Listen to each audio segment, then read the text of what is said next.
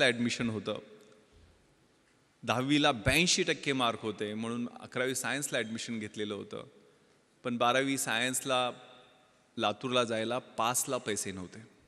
250 रुपये पासला नव्हते. आईनं द्यायला उशीर केला. 15-20 दिवस 12वी सायन्सची कॉलेज चुकलं. आपल्याला माहीत आहे सायन्सचा अभ्यास कसा असतो. आणि मग त्या त्या त्या फ्रस्ट्रेशनमधून, त्या आगतिकतेमधून तिनं गळ्याला फास लावला. तिनं जी सुईसाईड नोट, आत्महत्येपूर्वीची जी चिठ्ठी लिहिलेली ती अजूनही माझ्या मोबाईलमध्ये आहे. त्याच्यात ती काय लिहिते, बाबा मला माफ करा, माझं चुकलंय, मला माहीत आहे, पण पर्याय काय नव्हता. आणि माझी एकच विनंती आहे, 13व्या दिवशी तुम्ही माझं गोड जेवण जे करता ना ते कृपया करू नका. त्यातनं पैसे खर्च होतील, ते पैसे वाचवा आणि माझ्या बहिणीचं लग्न लावण्यासाठी ते पैसे जपून ठेवा. माहीत नाही 69 वर्ष होऊन गेली स्वातंत्र्याला, अशी परिस्थिती आपल्याला सामोरी जावी लागते. दुसरी एक घटना तिथली शेजारची परडी वैजनाथ. त्या ठिकाणी मी एक वेगळ्या कार्यक्रमाला गेलेलो होतो. त्या गावानं एका मुलीला 10वीला 96.5% मार्क मिळाले म्हणून 1 लाख रुपये सगळ्या गावानं जमा करून दिलेले होते.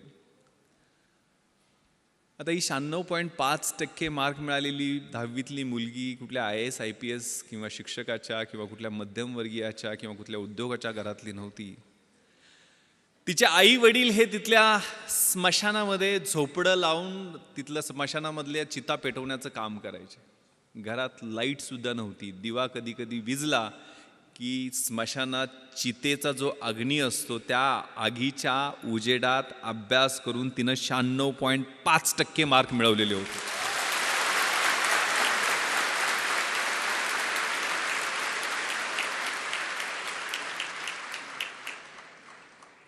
तिच्या आईला हेही कळत नव्हतं की 96.5% म्हणजे किती असतात. ती तिला समजून सांगत होती की 90 वर 6 असतात आणि त्या 6 वर परत अजून अर्धा असतो म्हणजे 96.5%.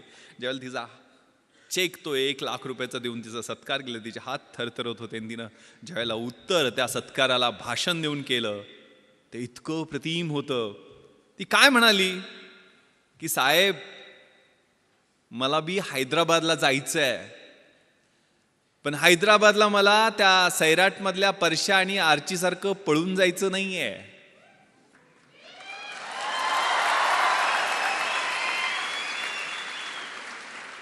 मला हैदराबादला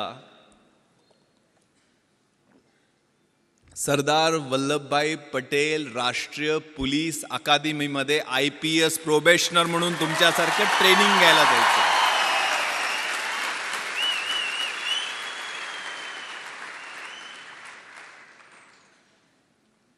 मला माझा भूतकाळ आठवला. कोल्हापुरातनं एक पत्र्याची पेटी घेऊन STला पैसे जास्त लागायचे म्हणून ट्रकात बसून पुढच्या ठिकाणी पत्र्याच्या पेटीत पुस्तक होती फक्त, दुसरं काहीच नव्हतं. एक जीन्स, एक गोल्या गळ्याचा T-शर्ट आणि 2-3 फाटकी तुटकी कपडे घेऊन गेलेलो. 1993 साली आठवत आहे. मनामध्ये स्वप्न होती, मोठी स्वप्न होती. पण तिथं गेलो त्यावेळेला परिस्थिती वेगळी होती. राहायची कुठंच मुंबईत सोय होत नव्हती. SIC ही IAS IPS अधिकारी बनवणारी पंढरी जी आहे ती चर्चगेट आणि VTच्या मध्ये आहे की जिथं राहणं सर्वसामान्य माणसाला परवडतच नाही आहे. परंतु सुदैवानं आमदार निवास आहेत. तर कुलाब्याच्या समोर ते मॅजेस्टिक आमदार निवासमध्ये पेटी टाकली, पत्र्याची पेटी ठेवली. पण आपल्याला माहीत आहे सगळे कार्यकर्ते आमदार निवासमध्ये त्या कुलाबा कॉजवेवर काय काय खातात आणि संध्याकाळी कसले कसले वास सोडतात सांगू शकत नाही आहे. झोपच लागायची नाही. मग ते बाहेर पट्टे टाकून झोपण्याचा प्रयत्न केला, पण ढेकणं आणि पिसवा आणि मच्छर एवढे त्यांच्याशी स्पर्धा करत तिथं राहायला लागायचं. तिथनंच 2 मिनिटाच्या अंतरावर यशोधन, सुनीती, सुरुची IAS IPS अधिकाऱ्यांच्या क्वार्टर्स आहेत. जिथनं लाल दिव्याच्या गाडीतनं झगमगीत सुटाबुटातले अधिकारी उतरायचे, त्यांच्याकडे पाहत लांबून उभा राहून बघायचो. तिथंच सर्वंट क्वार्टर्स त्यांच्या अधिकाऱ्यांच्या सोयीसाठी, त्यांच्या सेवेसाठी जे सर्वंट्स असतात त्यांच्या 10 बाय 10च्या छोटे छोटे सर्वंट क्वार्टर्स आहेत. तिथं मी थोरात साहेबांचं, आदरणीय थोरात साहेबांचं स्वागत करतो आपल्याच कॅम्पसमध्ये.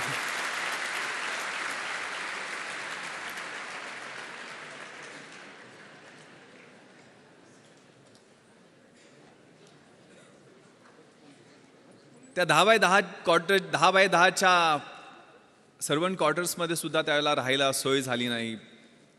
तिथनंच 2 मिनिटाच्या अंतरावरती CCI, बॉम्बे जिमखाना असे बड्या लोकांचे क्लब आहेत की जिथनं तारेच्या कुंपणामधनं आतमध्ये पोरंही बड्या बापांची स्क्वॉश, टेनिस कसे खेळतायत ते वाटकूक बघण्याचा प्रयत्न करायचो, पण वॉचमनच्या शिव्या खायचो.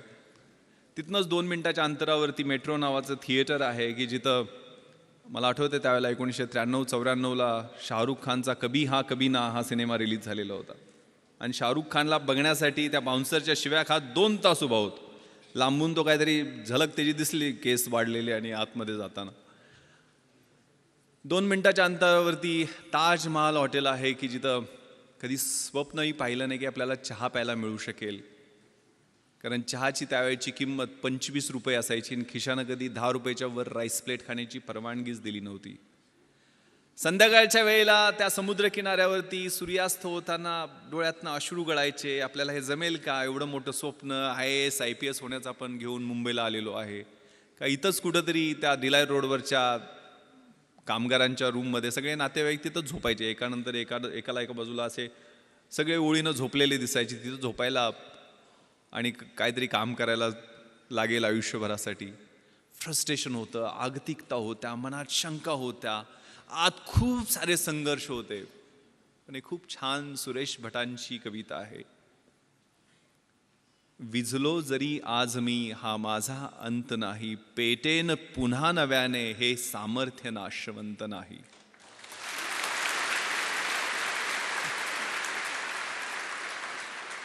छाटले जरी पंख माझे पुन्हा उडेन मी, अडवू शकेल मजला अजूनशी भिंत नाही. माझी झोपडी जाळण्याचे झालेत कैक कावे, जळेल झोपडी अशी आग ती ज्वलंत नाही. येतील वादळे खेटेल तुफान, तरी वाट चालतो मी, अडथळ्यांना भिवून अडखळणे पावलांना पसंत नाही. ती मनामध्ये ऊर्जा होती, ते स्वप्न होतं. मग त्यातनं एक जिद्द निर्माण झाली आणि 2 वर्ष 1995 आणि 96 2 वर्ष पेकाट मोडेतोपर्यंत आणि बुडाला फोड येतोपर्यंत अभ्यास केला आणि परिस्थितीनं U-टर्न घेतला. परिस्थिती पालटली.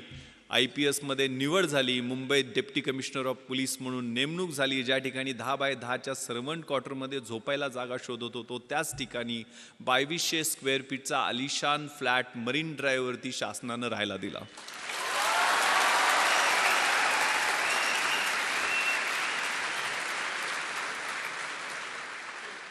ज्या क्लबमध्ये कधी आतमध्ये काय चाललंय हे धडपडून वॉचमनच्या शिव्या खात पाहायचो, त्याच क्लबची मॅनेजमेंटची मंडळी येऊन विनंती करायला लागली की साहेब आमच्या क्लबची ऑनररी मेंबरशिप घ्या. आणि त्याच क्लबमध्ये माझी मुलं मला स्क्वॉश आणि टेनिस खेळताना दिसायला लागली.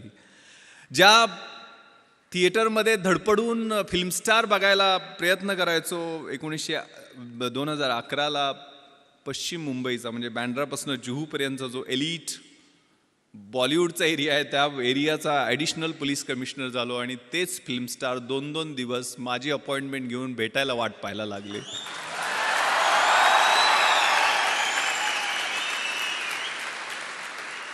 ज्या ताजमध्ये कधी चहा प्यायचंही स्वप्न पाहिलं नाही, त्याच ताजमध्ये 26/11च्या रात्री सगळ्यात जास्त मी आणि माझ्या सहकाऱ्यांची वाट पाहिली गेली. तिथंच अतिरेक्यांची 2 हात केल्यामुळं राष्ट्रपतींचं शौर्य पदक आम्हाला प्रदान करण्यात आलं. मी हे माझं कौतुक करण्यासाठी सांगत नाही आहे. एक फाटक्या चड्डीतनं सुरुवात शाळेत केलेली ती कुठंपर्यंत कशा पद्धतीनं ते मला सैराटमध्ये असं लपून चालायला लागायचं लहानपणी, आठवतंय मला. तर ती परिस्थिती कशी बदलू शकते त्यासाठी मनगटात किलिंग इन्स्टिंक्ट, लाथ मारीन तिथं पाणी काढीन ही जिद्द, हे तुमचं वय आहे. त्या वयामध्ये तुम्ही आहात, क्रुशियल वयामध्ये आहात आणि ते मग साकार करण्यासाठी काय मी एकटाच नव्हतो. मी माझ्या गावातनं एकटा नव्हतो. आमच्या गावातनं ज्यावेळेला मुंबईसारख्या 1.5 कोटी लोकसंख्येच्या शहरातनं एकही मुलगा IAS IPS आणि IFS मध्ये नव्हता, त्यावेळेला कोकरूडमधनं आमच्या छोट्याशा गावातनं आम्ही 3 जण IAS IPS आणि IFS मध्ये सिलेक्ट झालेलो होतो. आनंद पाटील जो आता जॉईंट सेक्रेटरी आहे गव्हर्नमेंट ऑफ इंडियामध्ये, विलासराव देशमुख साहेबांकडे तो जवळजवळ 5 वर्ष PS म्हणून दिल्लीला त्यानं काम पाहिलेलं आहे. तामिळनाडू काडरमध्ये त्याची नेमणूक झाली. तो IAS मध्ये सिलेक्ट झाला. मी IPS मध्ये आता पश्चिम महाराष्ट्राचा IG म्हणून काम करतोय. 2 वर्षापूर्वी मी अमेरिकेला पोस्ट ब्लास्ट इन्व्हेस्टिगेशनचं ट्रेनिंग तिथल्या गव्हर्नमेंट ऑफ USAने आम्हाला बोलवलेलं होतं, ज्यांनी 26-11 मध्ये चांगलं काम केलं. त्या ठिकाणी ट्रेनिंगला गेलो. त्यावेळेला न्यूयॉर्कला गेलेलो होतो. आपल्याला माहिती आहे सगळ्यात मोठं हे न्यूयॉर्क शहर आणि त्यातला सगळ्यात पॉश एरिया मॅनहॅटन. आणि मॅनहॅटनमध्ये सगळ्यात पॉश भाग म्हणजे टाइम्स स्क्वेअर. आणि टाइम्स स्क्वेअरला लागून 27व्या स्ट्रीटवरती इंडियन एम्बॅसीचं ऑफिस आहे. आणि तिथं मी त्या एम्बॅसीच्या ऑफिसमध्ये गेलो. त्यावेळेला 450-500 स्क्वेअर फीटच्या आलिशान ऑफिसमध्ये एक शेतकऱ्याचं पोरगं फर्स्ट सेक्रेटरी म्हणून त्या ऑफिसमध्ये बसलेला होता, सुगंध चौगले. सुगंध चौगले नाव घ्यायला अवघड पडतो म्हणून तो यस राजाराम झालेला आहे. त्यामुळं खेड्यातला हा सुगंध. त्याच्यासाठी काय केलं होतं? दुसरं तिसरं काही केलं नाही. एकच नाव समोर ठेवलं आणि एकच मंत्र म्हणत होतो, शिवाजी, शिवाजी आणि शिवाजी.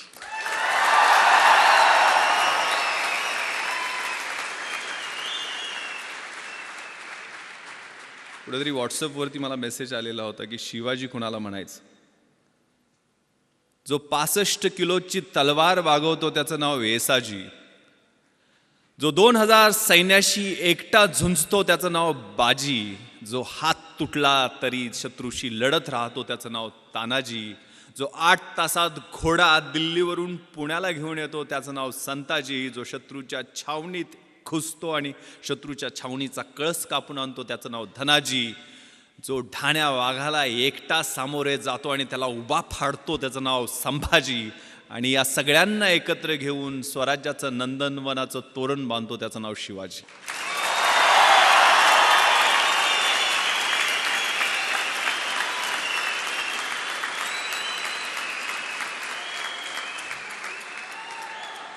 सोळाव्या वर्षी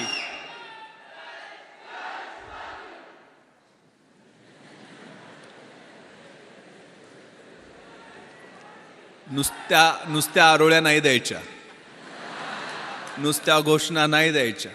आतमधनं कणाकणामध्ये अगणित सूर्य शिवाजी नावाचे तयार झाले. तर ऑटोमॅटिक हा देश महासत्ता जो काही डॉक्टर APJ अब्दुल कलाम सरांच्या नावानं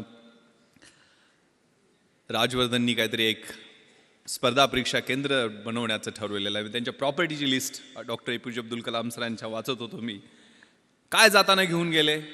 ज्यांनी आम्हाला स्वप्न पाहायला शिकवलं. मंजिले उन्हीं को मिलती है जिनके सपनों में जान होती है. यूं ही पंख होने से कुछ नहीं होता, हौसलों से उड़ान होती है. तो हौसला, ती जिद्द, ती इच्छाशक्ती.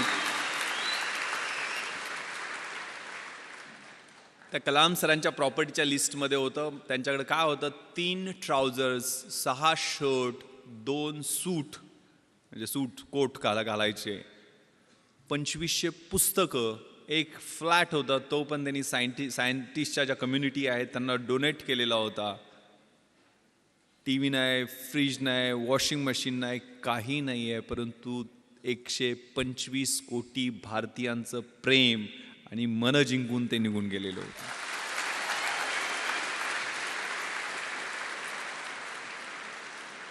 त्यामुळे हा मंत्र शिवाजी, शिवाजी, शिवाजी का मी सांगतोय? कारण त्यांनी प्लॅन जो केला. What is planning?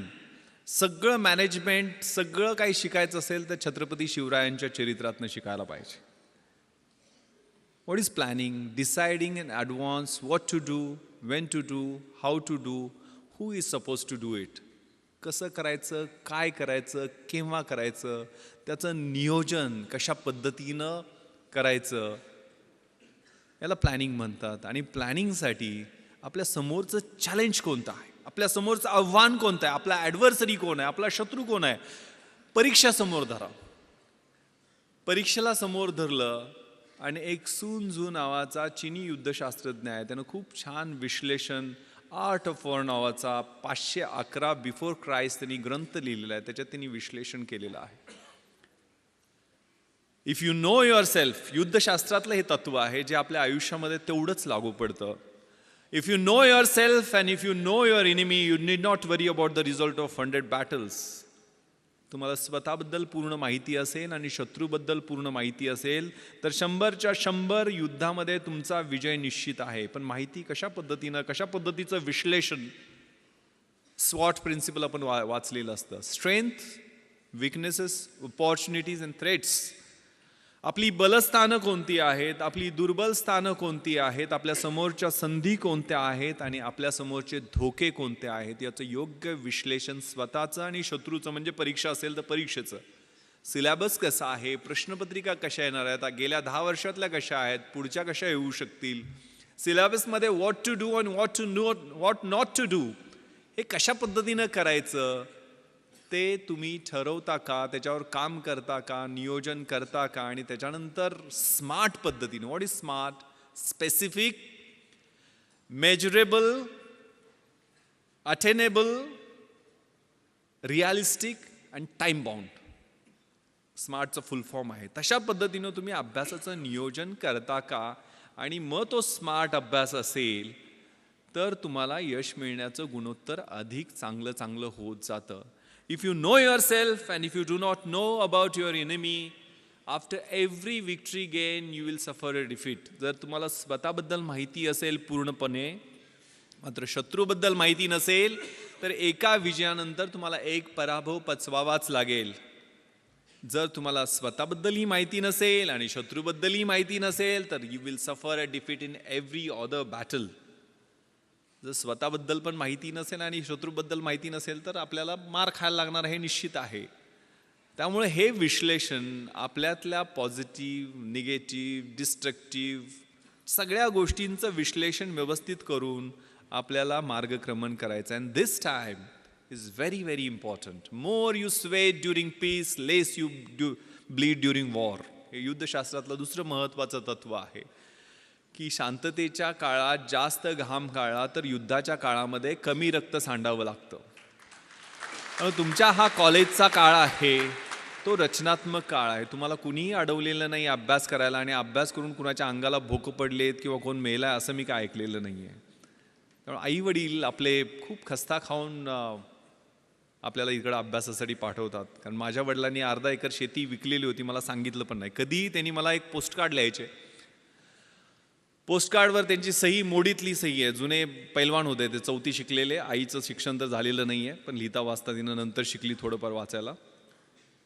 पण वडील मी दिल्लीला ज्यावेळेला UPSCची तयारी करायला इंटरव्ह्यूच्या वेळेला होतो, मुंबईमध्ये असायचो, त्यावेळेला पोस्टकार्ड लिहायचे. त्यांनी कधी टेन्शन देणाऱ्या गोष्टी लिहिल्या नाहीत, पण व्यवस्थित चाललंय आमची काही काळजी करू नको, तुला पैसे किती पाहिजेत, कसे पाठवून देऊ, जेवायला व्यवस्थित मिळतं का, वगैरे वगैरे विचारपूस करून शेवटी मात्र न चुकता एक ओळ ते लिहायचे. मला गावाकडे प्रेमानं भावड्या म्हणतात. भावड्या, माझे डोळे मिटायच्या आधी तुला लाल दिव्याच्या गाडीतनं आलेलं मला पाहायचं आहे.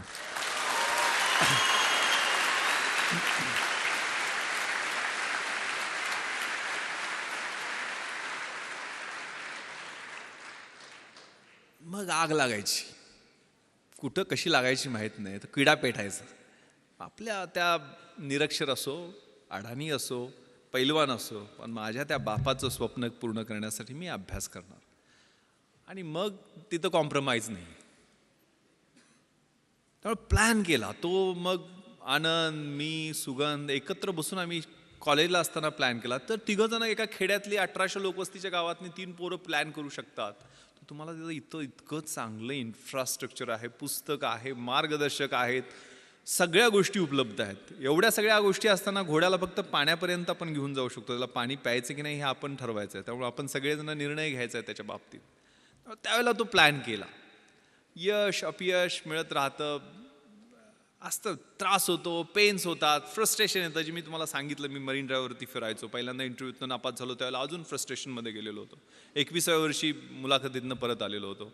पण दुसऱ्याच वर्षी 3 पोस्टवर सिलेक्ट झालो. एक पण नाही आहे.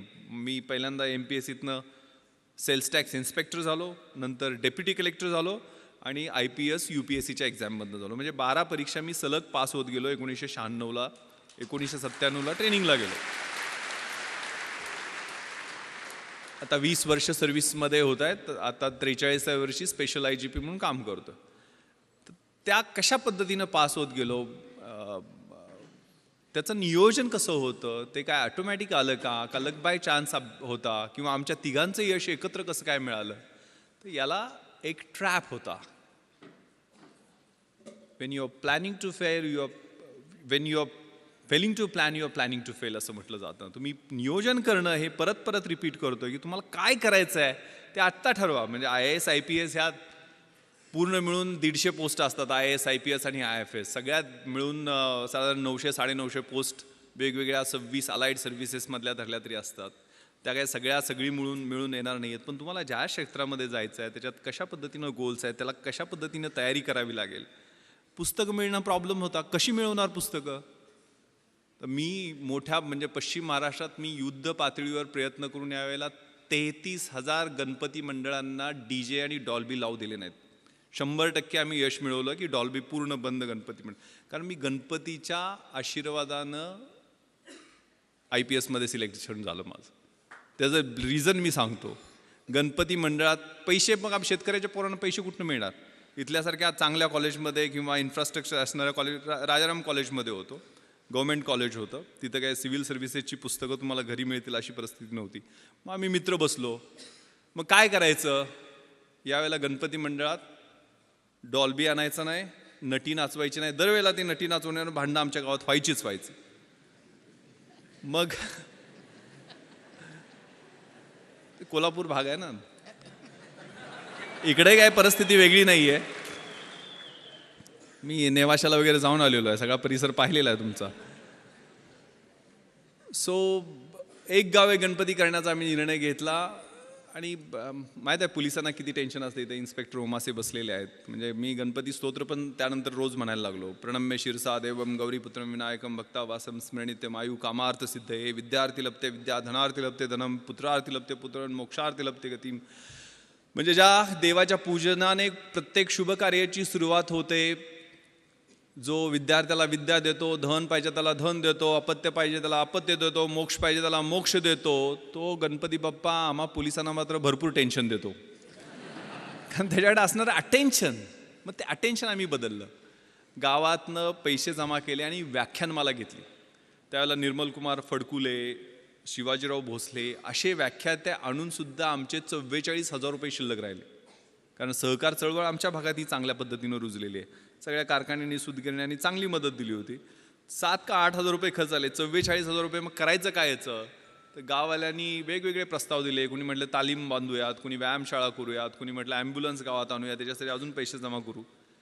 पण आम्ही प्रस्ताव दिला की हे पुस्तकासाठी पैसे आम्हाला द्या. आम्हाला काही कथा, कादंबऱ्या, नाटकं, कविता असली पुस्तकं नको आहेत. आम्हाला MPSC, UPSC, bank recruitment, railway recruitment, army recruitment याच्यासाठी लागणारी स्पर्धा परीक्षेची पुस्तकं पाहिजे. ते वाघिणीचं दूध आम्हाला द्या, आम्ही तुम्हाला रिझल्ट दाखवू. गाववाल्यांनी नाही होय करत पुस्तक आणायला परवानगी दिली. 44,000 रुपये आम्हाला पुस्तकासाठी मिळाले.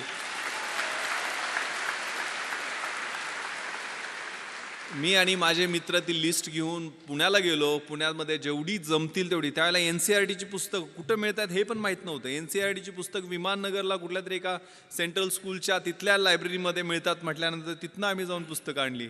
म्हणजे हनुमान जशी संजीवनीसाठी अख्खा डोंगर घेऊन आलेला होता, तशी जेवढी मिळतील तेवढी NCERTच्या पुस्तकात ठराविकच लागतात पुस्तकं. या परीक्षेसाठी व्हॉट नॉट टू डू हे खूप महत्त्वाचं असतं. ते नियोजन, कॉमन सेन्स, परीक्षेची तयारी. म्हणजे हे UPSCसाठी मी बोलत असलो तरी तुम्ही ह्या रेग्युलर गोष्टी तुमच्या रोजच्या जीवनामध्ये सवयी लावून घ्या. कारण अभ्यासाची शैली माझ्या अंगभूत मी करण्याचा प्रयत्न केला होता. मी मोटरसायकलचा नंबर दिसला तरी त्या 786 असेल तर 786 झाली.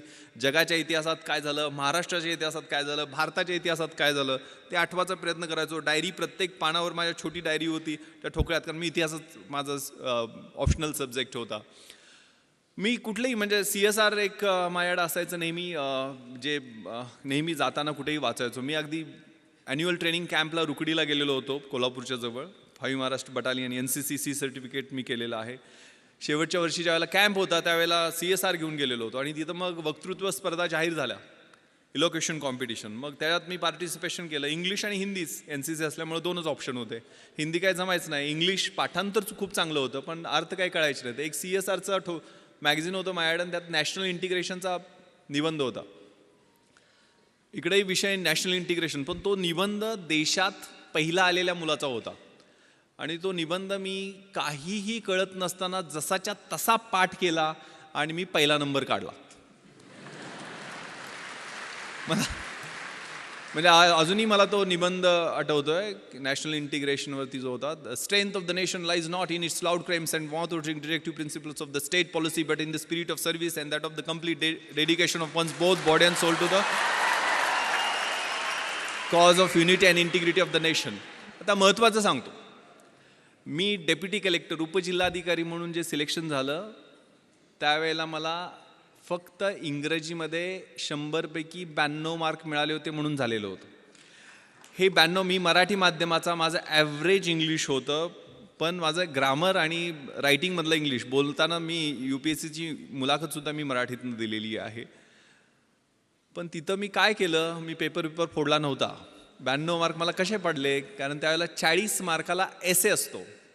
आता मी कुठला निबंध पाठ केला होता, नॅशनल इंटिग्रेशनचा, आणि इथं मला निबंध कुठला आलेला होता, if I wear a prime minister, मी पंतप्रधान झालो तर. आता मी कसे बदल केले त्यातले, म्हणजे मी मगाशी आता भाषणात सांगितलं नॅशनल इंटिग्रेशनमध्ये कसं होतं, the strength of the nation lies not in its loud claims and mouth watching directive principles of the state policy. इकडे कसं गेलं, the strength of the nation lies not in prime ministers loud claims and he is mouth watering.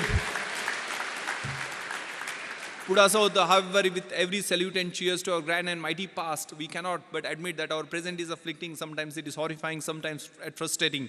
इकडे कसं गेले, however with every salute and cheers to our grand and mighty past of Jawaharlal Nehru, Indira Gandhi, our present, त्यावेळेला इंदर कुमार गुजराल आणि ते चंद्रशेखर सरकार पडणं वगैरे सुरू होतं, ते सगळं इट इज अफ्लिक्टिंग, समटाईम्स हॉरिफाईंग.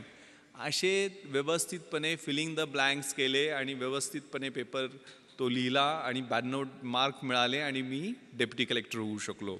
हा प्रयोग माझ्या मित्रानं केला आणि त्याला 37 मार्क फक्त पडले. त्यामुळं हा प्रत्येकाचा इंडिव्हिज्युअल अप्रोच असतो, प्रत्येकाच्या अभ्यासाची शैली ही वेगळी असते. माझी दुसरं कारण, मी डेप्युटी कलेक्टर होण्याचं माझा समाजशास्त्र विषय मी घेतलेला होता.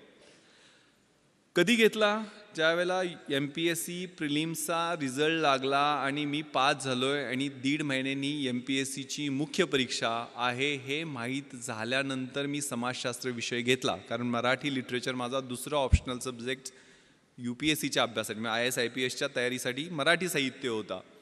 पण MPSCमध्ये मराठी साहित्याचा चांगला स्कोअर होत नाही आहे, त्यामुळे मला माझ्या मित्रांनी सांगितलं की तो विषय घेऊ नको. मग मी समाजशास्त्र विषय घेतला. समाजशास्त्राचं सोशॉलॉजीचं स्पेलिंग सोडून मला काहीही माहीत नव्हतं. मी बाजारात गेलो, सगळ्यात छोटं पुस्तक असेल ते निवडलं आणि ते 175 पानाचं पुस्तक घेऊन आलो.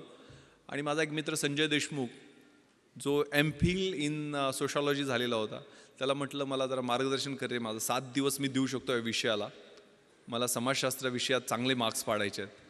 तोही मेन्सला होता. तो 3 ठोकळे त्यानं मोठे मोठे काढले आणि जवळजवळ 350-400 डेफिनेशन्स इंग्लिशमध्ये त्याला पाठ होत्या. आणि असं टेन्शन दिलं की म्हटलं आता आपण गळ्यात दगड बांधलेला आहे आणि उडी मारलेली आहे आणि 100% बुडणार. मात्र ते 7 दिवस त्या पुस्तकाबरोबर मी अभ्यास केला, म्हणजे रोमॅन्स केला, लिटरली कॉन्सेप्ट समजून घेतले.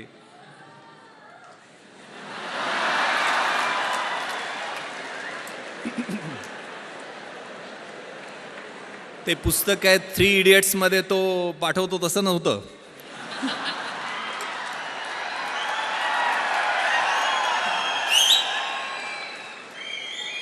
आणि तुम्हाला विश्वास बसणार नाही, माझं मार्कशीट तुम्हाला मी दाखवेल.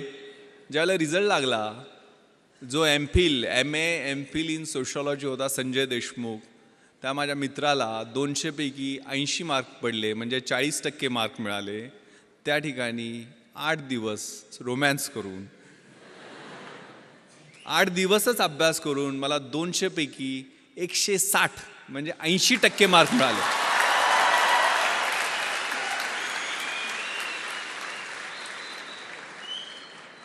अगेन मी पेपर फोडला नव्हता, किंवा पेपर फोडून सुद्धा समाजशास्त्रात विश्लेषणा पद्धतीनं मार्क मिळत नाहीत. काय केलं मी, कॉमन सेन्स. रोजच्या जीवनशैलीमध्ये आपलं जे निरीक्षण असतं, आपलं ऑब्झर्वेशन असतं, ते खूप महत्त्वाचं आहे. प्रश्न काय होता समाजशास्त्रात? बलुतेदारी सिस्टमबद्दल प्रश्न होता. तर बलुतेदारी सिस्टम मला पुस्तकात वाचायची गरज काय आहे? माझा खेड्यात जन्म झाला आहे, ते 12 बलुतेदार, 18 बलुतेदार, तो शेतकरी, त्यांच्यात असणारी बार्टर सिस्टम, रोजचं ऑब्झर्वेशन आहे. आणि माझ्या विश्लेषणात्मक पद्धतीने मी इंडिपेंडंट त्याचं ॲनालिसिस केलं, कुठलंही बॅकग्राऊंड नसताना. कारण या परीक्षा म्हणजे तुमच्यातल्या ऑफिसर लाईक क्वालिटीज या पाहत असतात, चेक करत असतात. त्यामुळं या बल्युटरी सिस्टममध्ये परफेक्ट मी विश्लेषण करून त्याचं उत्तर लिहिलं. दुसरा प्रश्न होता काय? सेक्युलरिझम, धर्मनिरपेक्षतावाद. धर्मनिरपेक्षतावाद मला सोशॉलॉजीच्या अँगलनं माहीत नव्हता, पण मला सेक्युलरिझम हे इतिहासाच्या अँगलनं खूप चांगलं माहीत होतं. कारण युरोपमध्ये 30 इयर्स वॉर झाला, त्या ट्रिटी ऑफ ट्रॉस्की झाली, त्यातनं सेक्युलर म्हणजे प्रोटेस्टंट अँड कॅथलिक्समध्ये वॉर झालं, आणि त्यातनं ह्या कॉन्सेप्टचा उदय झालेला आहे. त्यामुळे त्याचं रिलेव्हन्स आपल्या देशाच्या दृष्टीने कितपत आहे, टॉलरन्स आणि सेक्युलरिझमचं कम्पॅरिझन, हे इतकं चांगल्या पद्धतीने मी जगाच्या इतिहासाच्या अनुषंगानं लिहिलं की इतरांपेक्षा वेगळं उत्तर झालं. Winners don't do different things, they do the things differently, असं काहीतरी म्हणतात. आणि मला एवढे मार्क मिळाले.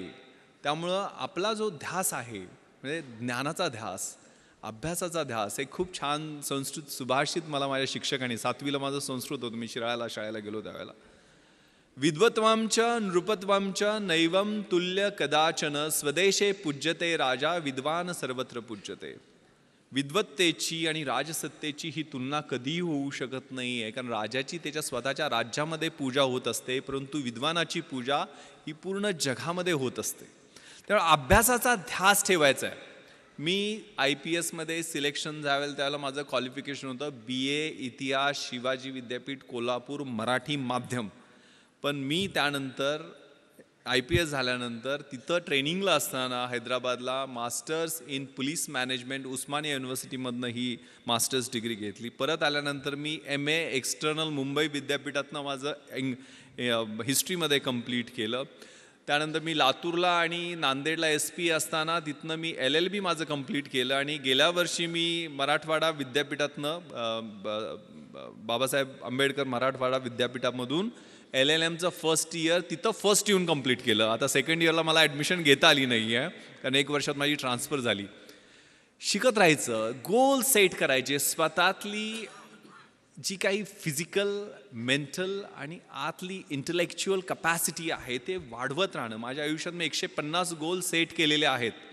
मी आज म्हणजे माननीय थोरात साहेबांनी एवढा आग्रह केला, मी अँटीबायोटिक्सवर आहे. कारण मी माझ्या मुलीनं मला सांगितलं की तुम्ही सगळं, तिला पाहण्याची हौस आहे. म्हणजे ती म्हटली की मला ते जगातल्या गोष्टी दाखवणं, मला पार्लमेंट दाखवा, मला प्रेसिडेंट हाऊस जिथं doctor APJ Abdul Kalam sir बसायचे त्या हाऊसमध्ये घेऊन चला. म्हणून मी दिल्लीला तिला सगळ्या गोष्टी, सगळे फोर्ट तिला दाखवले, जोधपूरला घेऊन गेलो, जैसलमेरला घेऊन गेलो, बॉर्डर दाखवली, माझं बॅचमेट तिथं BSFमध्ये IG असल्यामुळं. आणि म्हणजे तिला मी सर APJ अब्दुल कलाम सरांना भेटायला गेलो त्यावेळेला तिला ऑटोग्राफ देताना तिने विचारलं, येस व्हॉट्स युअर नेम बेटा? ती म्हटली Janhavi. Okay Janhavi, do you want to become IPS officer like your father? तर ती म्हणाली, no no sir, I want to become doctor APJ Abdul Kalam.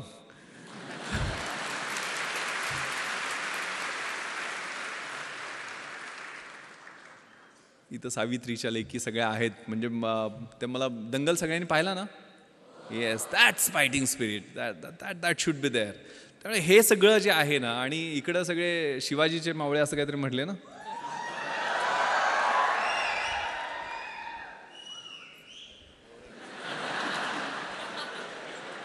पहिल्यांदा कळालं शिवाजीचे मावळे शिट्ट्या पण घालत होते. हे खूप छान सुभाषित अगेन मला आठवतं, शिक्षकांनी शिकवलेलं. यौवनम धनसंपत्ती प्रभुत्वम विवेकिता एकैकपम अनर्थाय किमु यत्र चतुष्टयम.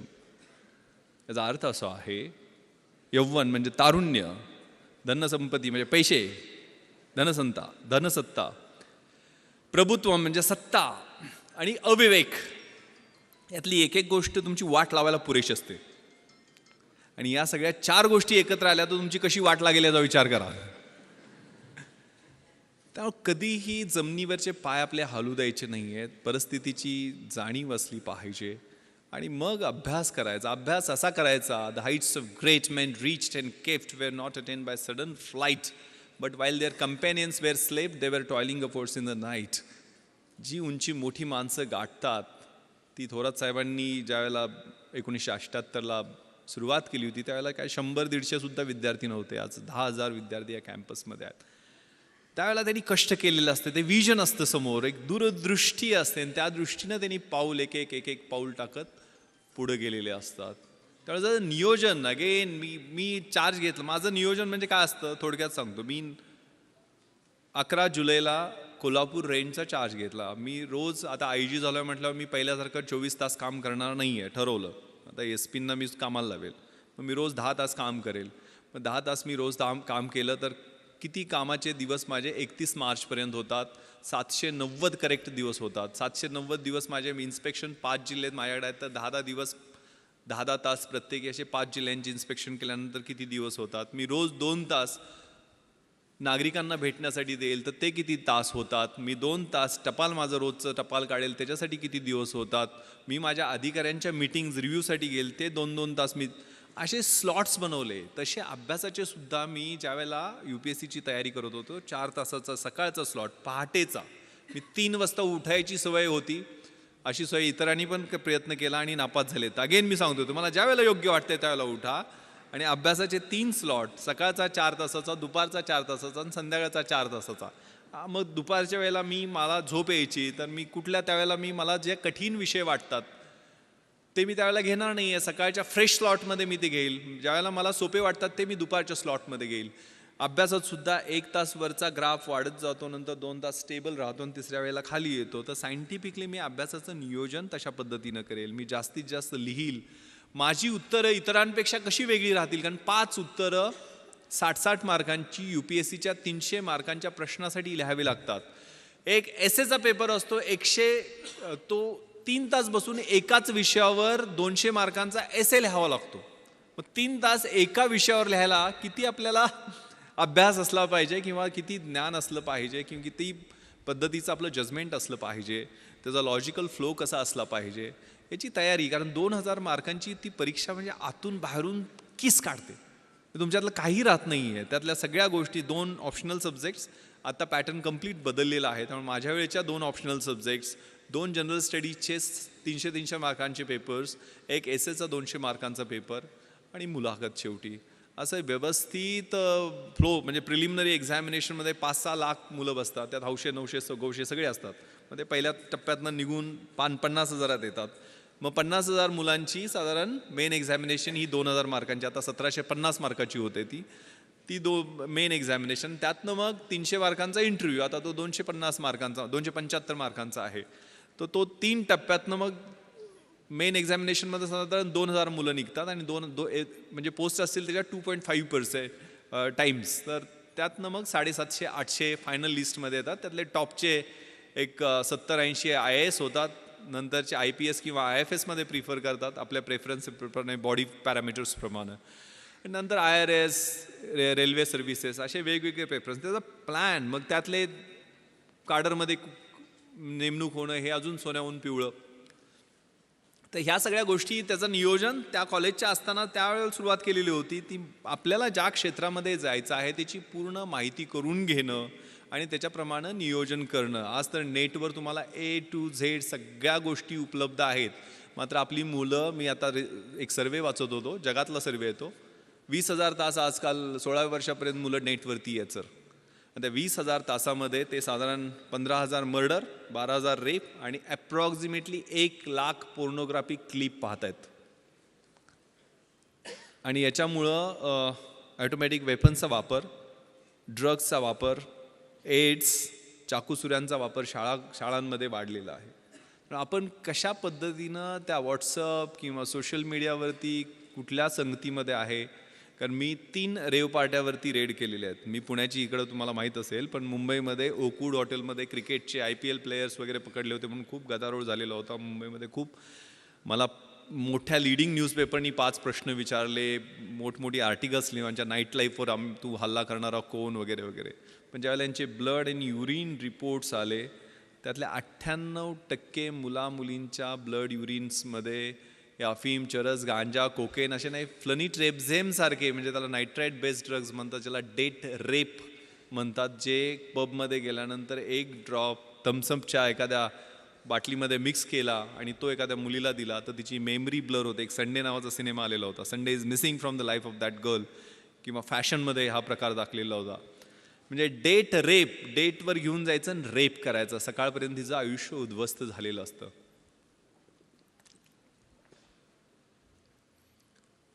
त्यामुळं आपली जागरूकता, आपण कशा पद्धतीनं कुठल्या नेटवर कशा साईट्सवरती आहोत, कारण हे सगळं कम्युनिकेशन फेसबुकवरती झालेलं होतं, izratrans.com वेबसाईटवरती झालेलं होतं. इंटरनेटचं जे वर्ल्ड आहे ते खूप धोकादायक आहे. त्याच्यावर आपण सावध राहिलं पाहिजे, जपून असलं पाहिजे. आपले फोटो लोड करताना, विशेष करून लहान मुलांचे फोटो लोड करताना, मुलींचे फोटो लोड करताना आपण त्याच्या बाबतीत सावधानता बाळगली पाहिजे. यातल्या एक मुलगी माझ्या मित्राची होती, म्हणजे मी पार्टीमध्ये पकडलेली. नंतर मग कारवाई तर मी कायदेशीर सगळी केली, कुणाला काय सोडलं नाही आहे. आणि त्यानंतर मित्र माझ्याकडे तिला काउन्सिलिंगसाठी घेऊन आलेला होता. आणि तिला मी विचारलं, एक 18-19 वर्षाची मुलगी होती, की काय करते बेटा तू हे, why do you do this, म्हणजे काय त्यातनं तुला, म्हणजे sir uncle I can't leave without it. मिलियनेर बापाची मुलगी, पण ती म्हणते की मी ह्याच्याशिवाय जगू शकत नाही आहे. म्हणजे आयुष्यामध्ये धागडधिंगा, पब, डिस्कोमध्ये ड्रग्ज घेऊन नाचणं एवढंच आयुष्य आहे का? आयुष्याच्या स्टेजेस असतात. आयुष्य आपलं 20मधलं कसं आहे, 30मधलं कसं आहे, 40मधलं कसं आहे, 70 झाल्यानंतर आपल्याला एक समाधानाची सुरकुती ज्यावेळेला चेहऱ्यावरती कुणाची सेवा करून मिळेल ते कसं राहील, सगळ्याचा विचार करण्याची आवश्यकता आहे. आणि सगळ्यात धोका जो जगभरामध्ये आहे तो नार्को टेररिझमचा आहे. म्हणजे टेररिझमसाठी नार्कोटिक्समधनं मिळालेले पैसे, म्हणजे गोल्डन क्रिसेंट आणि गोल्डन ट्रँगल हे तुम्ही कुठेतरी वाचलं असेल. म्हणजे पाकिस्तान, अफगाणिस्तान हा जो बेल्ट आहे तो गोल्डन क्रिसेंटचा, आणि थायलंड, म्यानमार, लाओस हा जो बेल्ट आहे तो गोल्डन ट्रँगलचा. यातनं जो ट्रेड ड्रग्सचा होतो तो $1000 बिलियन आहे. म्हणजे जगातल्या आयर्न अँड स्टीलच्या इंडस्ट्रीच्या टर्नओव्हरपेक्षा जास्त आहे. त्याचे टार्गेट आहेत तुम्ही मुलं. मग आजकाल जे ट्रान्स फेस्टिवल, सनबर्न फेस्टिवल आणि सगळ्या गोष्टी ज्या होत असतात त्यातनं सावध राहिलं पाहिजे आपण. कारण त्या म्युझिक, कारण मी डॉल्बी सिस्टम का बंद केली, ते राक्षस उभा राहतात, त्यातनं सुद्धा आवाज जे निर्माण होतात ते 120-130 डेसिबलचे जे आवाज आहेत ते सर्वसामान्य माणूस कानानं ऐकू शकत नाही. त्याला एक तर दारू ढोसावी लागते किंवा ड्रग्ज घ्यावे लागते. ड्रग्ज घेतल्यानंतर ते कलर्स असतात, फ्लोरोसंट कलर्स, त्याला आपण टच करू शकतो. ते म्युझिक आपल्या कानामध्ये पिअर्स होताना आपल्याला जाणवत असतं. आणि स्पष्ट शब्दात सांगायचं तर शरीरासंबंधातला जो आनंद असतो तो काही तासासाठी त्या काही ड्रग्सच्या माध्यमातून मिळतो. पण त्यावेळेला तुमचं पूर्ण ब्रेन खोकला होतो, सिझलर होतो. त्याला सिझलर ड्रग असं म्हणतात. ॲम्फिटिमाइनचे डेरिव्हेटिव्ह आहेत, MDMA वगैरे, किंवा एक्स्टसीचे जे प्रकार आहेत, त्यातनं तुमची स्प्लिट पर्सनॅलिटी होते, सिझोफ्रेनिया ज्याला म्हणतो आपण. हे धोकादायक आहे. कारण मी 150 एकदा मी सगळे चेन स्नॅचर्स बोलवले होते मुंबईमध्ये ॲडिशनल कमिशनर असताना. का गुन्हे करतात? आणि त्यातले 90% मुलं ही ड्रग्सच्या आहारी गेलेली होती. मग एकदा त्या सर्व सेंट्रल नर्वस सिस्टमचा ताबा घेतला अशा एखाद्या व्यसनाने, म्हणजे आणि त्या वयात, ह्या ठराविक वयात, कारण 16व्या-17व्या वर्षीच हे सगळे संसर्ग होतात. म्हणजे झालं तर छत्रपती शिवाजींसारखं महान आणि मोठं तेजस्वी कार्य 16व्या वर्षीच त्यांनी सुरुवात केली होती. शंभू महादेवाच्या साक्षीनं स्वराज्याचं तोरण बांधलं होतं, त्याच वयात केलेलं होतं. आणि वाट लागायला सुद्धा आयुष्याची तेच वय असतं. चांगला संसर्ग असेल तर चांगला संसर्ग त्याच वयामध्ये होतो, आणि वाईट सवयी लागल्या तर त्या निघत नाही, ते त्याच वयामध्ये होतात. पण तुमच्या आयुष्याचं सोनं करायचं आहे की माती करायची आहे? कारण हे वयच असं आहे की त्यावेळेला चकाकणारी गोष्ट, प्रत्येक गोष्ट ही सोन्यासारखी वाटत असते. ती कदाचित अणुकुचीदार काच असू शकते. ती काच कधी लागेल, त्याची कधी जखम होईल, ती जखम कधी चिघळेल, आणि तिचं कधी गँग्रीन होईल, आणि कधी आयुष्य उद्ध्वस्त होईल हे कळत नाही आहे. Trust your self. तुम्हाला काय करायचं आहे हे पहिल्यांदा जाणून घ्या. हे खूप छान प्रार्थना आहे परमेश्वराची. God Grant me the serenity to accept the things which I cannot change, courage to change the things which I can, and wisdom to know the difference. परमेश्वरा, ज्या गोष्टी मी बदलू शकतो ते बदलण्याचं मला धैर्य दे, ज्या बदलू शकत नाही आहे ते स्वीकारण्याचं मला सामर्थ्य दे, आणि ज्या बदलू शकतो आणि ज्या बदलू शकत नाही आहे त्या दोन्हीमधला फरक ओळखण्याचं शहाणपण दे. ते शहाणपण खूप महत्त्वाचं आहे. शेवटचा प्रश्न मला लेफ्टनंट जनरल सुरेंद्रनाथनी विचारलेला होता की विश्वास इस दुनिया में तुम क्यों आए हो. माझं मराठी माध्यम होतं, पण हिंदी, मराठी, इंग्लिश जसं जमेल तसं. कारण आयुष्यामध्ये 5 गोष्टी महत्त्वाच्या आहेत. स्वतःवर विश्वास ठेवणं, नकारात्मक गोष्टीपासनं किंवा नकारात्मक माणसापासनं स्वतःला दूर ठेवणं, don't afraid to get fail, नापास अपयशी होण्याला न घाबरणं, स्वतःची झाकलेली मूठ 1.25 लाखाची ती सोडून देणं आणि इन्फिरियरिटी कॉम्प्लेक्स फेकून देणं, वर्क लाईक हेल, म्हणजे ज्यावेळेला पेन व्हायला लागते ना, ज्यावेळेला वेदना व्हायला लागते. ते मोहम्मद अलीचं कुठेतरी वाक्य मी वाचलेलं होतं की तू किती पुशअप्स काढतोस. म्हणजे मी पुशअप्स मोजतच नाही, ज्यावेळेला माझ्या वेदना सुरू होतात त्यावेळेला मी मोजायला सुरुवात करतो. त्यावेळेला pains. The winning horse doesn't know why it runs, it runs due to beats and pains. Life is a race, God is your rider, and if you are getting beats and pains, then it's for sure that you are going to win the race. शर्यतीत जो घोडा पळतो ना,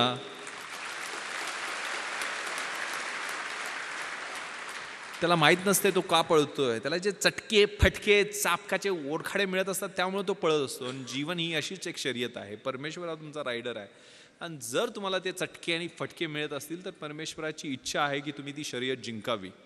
तेव्हा ते चटके फटके मिळत आहेत का, तेव्हा आयुष्य प्लेन नाही आहे. Work like hell and give something back to the society. Last, very important. आपण कशासाठी आहे, काय आहे आणि आपण काय द्यायचं. जगातली 3 सगळ्यात सुंदर क्रियापद आहेत. To love, to help and to serve. प्रेम करणं, मदत करणं आणि सेवा करणं. ज्या ज्या वेळेला शक्य आहे त्या गोष्टीसाठी आपण तडफडून पुढे गेलं पाहिजे. त्यातनं जे समाधान मिळतं ते आपल्या सेल्फिश मोटिव्ह किंवा मटेरियलिस्टिक किंवा भौतिक गोष्टीमधनं मिळत नाही. मी जी मुलाखतीत मला शेवटचा प्रश्न विचारला होता की विश्वास इस दुनिया में क्यों आए, गोंधळून टाकणारा प्रश्न होता. UPSCचे त्यावेळेचे चेअरमन त्यांनी हा प्रश्न विचारलेला होता. मी तर स्वतःचं कर्तृत्व नाही, आई वडील मला घेऊन आले दुनियेमध्ये. पण मी त्यावेळेला त्यांना एक कविता मला आवडते सर, कदाचित ती माझ्या आयुष्याचं उद्दिष्ट मी ठरू शकेल, आणि ती कविता मी नेहमी म्हणून दाखवतो. Very meaningful poem, the poem of La Mancha. युद्धातल्या सैनिकाची ती कविता आहे. To dream the impossible dream, जे अशक्य आहे ते स्वप्न मला पाहायचं आहे. टू फाईट द अनबीटेबल फो, ज्याचा कोणी पराभव करू शकत नाही त्याला जाऊन मला हरवायचं आहे. To run where the brave dare not to go, ज्या ठिकाणी कुणी जाण्याचं धाडस करत नाही तिथे जाऊन मला धावायचं आहे. To try when your arms are too weary, माझे हात, पाय, बाहू, शरीर सगळं थकून गेलंय, त्यावेळेला मला तो एव्हरेस्ट समोर दिसतोय. तो एव्हरेस्ट गाठण्यासाठी मला एक एक पाऊल पुढे टाकायचं आहे. To reach that unreachable star, this is my quest to follow that star, no matter how hopeless, no matter how far. To fight for the right without questions, without pause, to be willing to march into the hell for heavenly cause. मला सत्यासाठी संघर्ष करायचा आहे, त्यावेळेला कोणताही प्रश्न विचारायचा नाही, कोणताही थांबा घ्यायचा नाही आहे. माझी नरकात जायचीही तयारी आहे, मात्र त्यासाठी असणारं कारण स्वर्गीय असलं पाहिजे.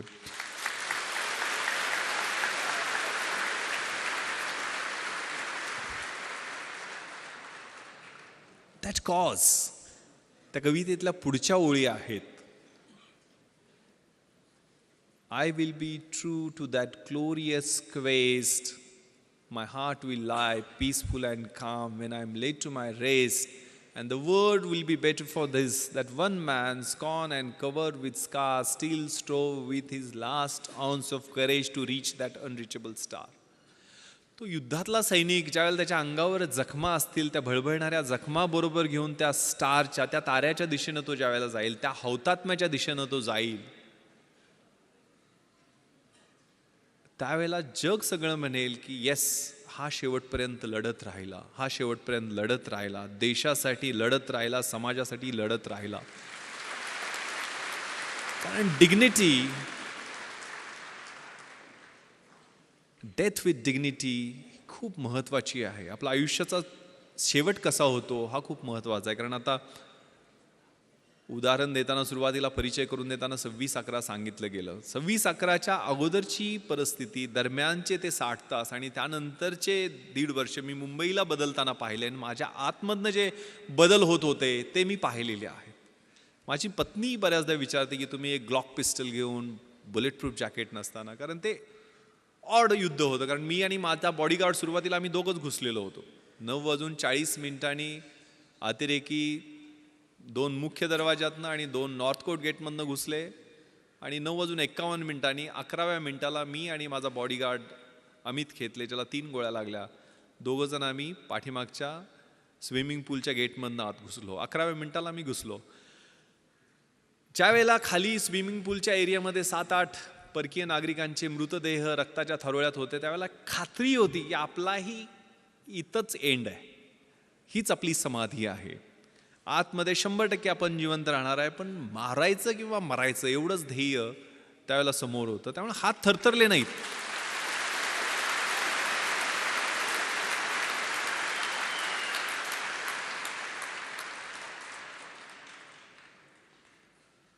एक खूप छान शेर कुठेतरी ऐकलेला होता की दुनिया में मिल जाएंगे आशिक कही,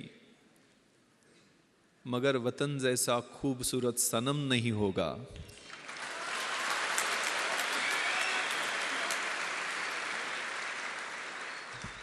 नोटों में लिपटकर सोने में समेटकर मरे हैं कई, मगर तिरंगे जैसा खूबसूरत कफन नहीं होगा.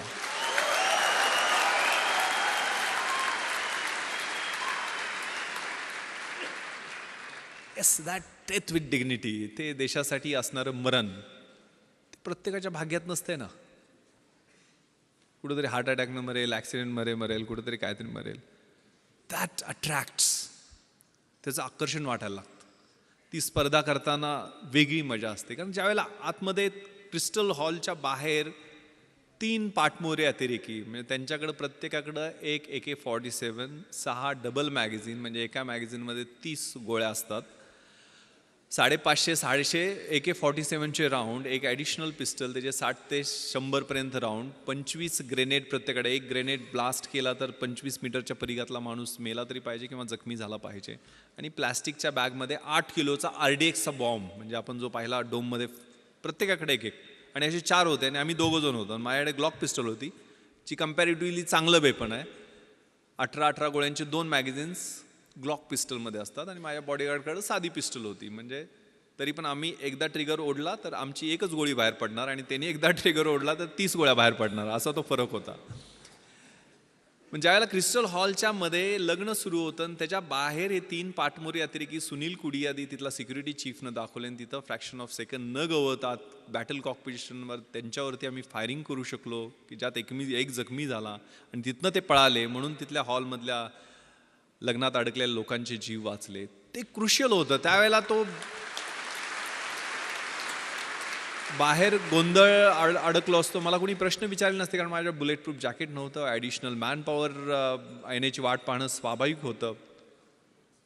ज्या आतमधनं जो कॉल होता, कॉल फॉर द ड्युटी, कारण पहिल्यांदा ह्या फायरिंग नंतर 11:07 एकही राऊंड फायर झालेलं नाही. म्हणजे 1 तास 5 मिनिटं एकही राऊंड ताजमध्ये फायर झालेलं नाही. आम्ही सगळे मजले चेक केले. साऊथ विंगचे ताजचं विभाजन हे नॉर्थ विंग आणि साऊथ विंगमध्ये, जुन्या ताजमध्ये, जे काय महाभारत झालं ते जुन्या ताजमध्येच झालं. तर नॉर्थ विंगमध्ये ते पळून गेले आणि आम्ही साऊथ विंग चेक करून खाली आलो. 11:07 मात्र 2 ग्रेनेड ब्लास्ट त्यांनी केली, ज्यात शँडिलियर तुटून खाली आलं. आणि गेटवरती मी गेलो तर 2 मिसरूडनं फुटलेली 2 पोरं माझ्यासमोर अजून आली मदतीसाठी. SRPतले हे जवान समाधान मोरे आणि राहुल शिंदे. राहुल 21 वर्षाचा जवान शहीद झाला 2:45च्या गोळीबारामध्ये. यांच्याकडे तर 303 रायफली होत्या, 30-30 राऊंड होते. पण त्यांनाही ना, आम्हाला आमच्या छोट्याशा टीमला जाणीव करून दिली की देशासाठी मारायची किंवा मरायची अशी परत संधी येणार नाही आहे. परत आम्ही नॉर्थ विंगमध्ये घुसलो. परत 6व्या मजला लिफ्टनं घातला. तो पूर्ण चेक करून खाली आल्यानंतर लक्षात आलं की आपण CCTV रूममध्ये जाऊ. मग CCTV रूममधनं फायरिंग 2-3 राऊंड केल्यानंतर ते अतिरेकी 630 आणि 631 रूममधून बाहेर आले. याची माहिती त्यावेळेचे commissioner of police Hasan Ghafoor आणि जॉईंट कमिशनर मारिया साहेबांना दिली. आणि दोघांनी सांगितले की जोपर्यंत नेव्हल कमांडोज पोचत नाही तोपर्यंत थोपवून ठेवते, ऑन द वे आहेत. आणि त्यावेळेला उत्तर दिलं मी CPंना की सर, आम्ही जीव गेला तोपर्यंत आम्ही इथनं त्यांना खाली येऊ देणार नाही. 2:45 वाजेपर्यंत ती धुमश्चक्री आमची चालू राहिली. ज्या ज्या वेळेला ते खाली येण्याचा प्रयत्न करायचे, CCTV कंट्रोलमध्ये आम्हाला ते त्यांना कळायचं नाही की आम्हाला कसं काय कळतंय. आम्ही बाहेर जाऊन त्यांच्यावर दोन चार राऊंड फायर करायचो. 2:45ला मात्र त्यांनी आमचं लोकेशन ओळखलं. पूर्ण ताज जे आहे ते लाकडी नक्षीकाम केलेलं सुंदर वास्तू असणारं हॉटेल, मोठे मोठे महागडे पेंटिंग्स. दुसऱ्या मजल्यावर त्यांनी ग्रेनेड ब्लास्ट 4थ्या मजल्यावरनं केले, कारण 2:45ला त्यांनी मोठा बॉम्ब डोममध्ये ब्लास्ट केला, ज्याच्यात आग आणि ज्वाळा तुम्हाला दिसायला TV वर पाहिले असतील तुम्ही. ग्रेनेड ब्लास्टमुळं पूर्ण मजला पेटला आणि आमच्या रूममध्ये आग आणि धूर दोन्ही यायला सुरुवात झाली. आता इथं जळून मरण्यापेक्षा बाहेर लढून मरू म्हणून आम्ही लाईन फॉर्मेशनमध्ये निघायला सुरुवात केली. वरून AK-47चा बस्ट त्याने आमच्या लाईन फॉर्मेशन केला. आमची लाईन तुटली, आमच्या गोळ्या कमी पडल्या. माझ्या बॉडीगार्डला 3 गोळ्या लागल्या, 2 पायामध्ये आणि 1 पोटाला चाटून गेलेली गोळी राहुलच्या पोटात लागली आणि राहुल त्या ठिकाणी धारातीर्थी पडला.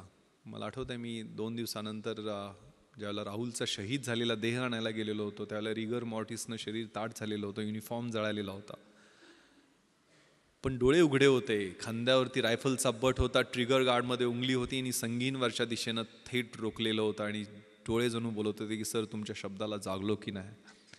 एक 55 वर्षाचे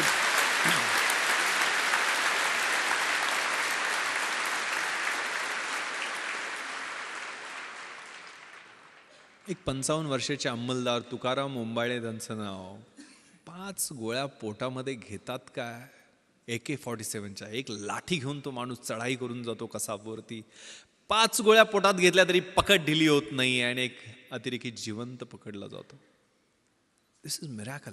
न इज्जत दे, न अजमत दे, न सूरत दे, न सीरत दे, मेरे वतन के वास्ते अरब, मुझे मरने की सिर्फ हिम्मत दे. ही हिम्मत खूप महत्वाची आहे. उद्दिष्ट ठेवायचं आहे, स्वप्न ठेवायचं आहे आणि मार्गक्रमण करायचं आहे. निराश व्हायचं नाही आहे. सपोर्ट करायला तुम्हाला एवढी मोठी सिस्टम या ठिकाणी आहे. हे खूप छान कविता कुसुमाग्रजांची आहे. ओळखलत का सर मला पावसात आला कोणी, कपडे होते करदमलेले केसावरती पाणी, क्षणभर बसला नंतर हसला बोलला वरती पाहुणी, गंगामाई पाहुणी आली गेली घरट्यात राहुनी, माहेर वाशिन पोरीसारखी 4 भिंतीत नाचली, मोकळ्या हाती जाईल कशी, बायको मात्र वाचली, भिंत खचली, चूल विजली, होते नव्हते नेले, आठवणीला डोळ्यामध्ये पाणी मात्र ठेवले, कारभारणीला घेऊन सरसंगी आता लढतो आहे, चिखलगाळ काढतो आहे, पडकी भिंत बांधतो आहे, खिशाकडे हात जाताच हसत हसत उठला, पैसे नकोत सर मला जरा एकटेपणा वाटला, मोडून पडला संसार तरी मोडला नाही कणा, पाठीवरती हात ठेवून नुसतं लढ म्हणा. That fighting spirit.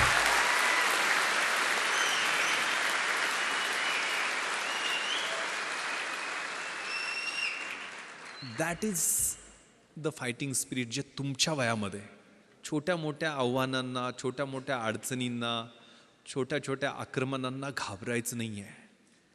विपत्तीमध्ये मी भयभीत होणार नाही आहे हे मला माहीत आहे, मात्र त्याच्यासाठी माझ्याकडं लढण्याचं बळ दे, एवढंच देवाकडं मागायचं. That spirit that is very very important आणि ते मला वाटतंय लढण्यासाठी उद्युक्त करतं. ते त्याच वयामध्ये हालात के कदमों पर सिकंदर नहीं गिरता, टूटा कोई तारा तो जमी पर नहीं गिरता, गिरते हैं शौक से दरिया समंदर में लेकिन किसी दरिया में समंदर नहीं गिरता. ते तारे तुम्ही आहात, ते सिकंदर तुम्ही आहात, ते समंदर तुम्ही आहात. ती इन्स्टिंक्ट या वयामध्ये असते. आयुष्य डेफिनेशन बदलण्यासाठी आहे. Roger Bannister, Gandhiji, Mandela, Edison, name the person, Mother Teresa, या सगळ्यांनी डेफिनेशन्स बदलल्या. आपल्याला आयुष्य त्यांच्या एवढंच मिळणार आहे, 70-80 वर्ष काय असेल ते. आपण कशाचे डेफिनेशन्स बदलणार आहे? मी काय बदल घडणार, मी परिवर्तन कसं करणार, आणि मला जो बदल अपेक्षित आहे तो माझ्यापासून मी सुरुवात करणार आहे का, हा विचार करण्याची आवश्यकता. आणि घाबरायचं नाही आहे, भ्यायचं नाही आहे, कशालाही भ्यायचं नाही आहे. खूप छान अब्राहम लिंकनचं पत्र आहे की जगात